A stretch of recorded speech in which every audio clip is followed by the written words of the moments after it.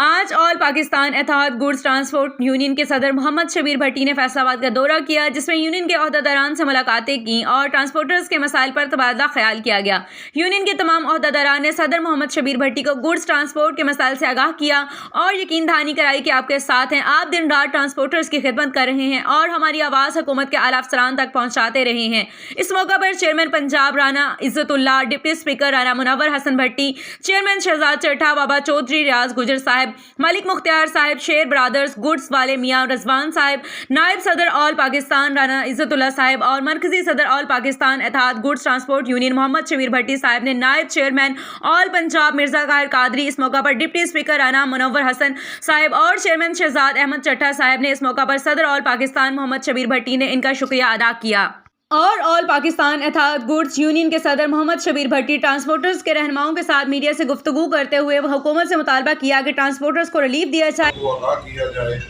کہ قانون کے ساتھ تعاون ہی ہماری بچت ہے، قانون کا احترام ہی ہمارے لیے نجات کا ذریعہ بنے گا۔ اپنی گاڑیوں کے ڈاکومنٹس کلیئر رکھے جائیں، بغیر لائسنس کے ڈرائیور گاڑیاں مت چلائیں اور ہر حال میں قانون کا ساتھ دیں۔ اگر کہیں کوئی ملازم پولیس والا ہماری گاڑیوں کے ساتھ زیادتی کرتا ہے تو ہم اس کا ریئیکٹ موقع پر نہیں دیں گے، قانون کا احترام کرتے ہوئے خود کو سرنڈر کریں گے اور باقی جو معاملات ہیں ان کو ہم لیگل اور آئینی طریقہ کے ساتھ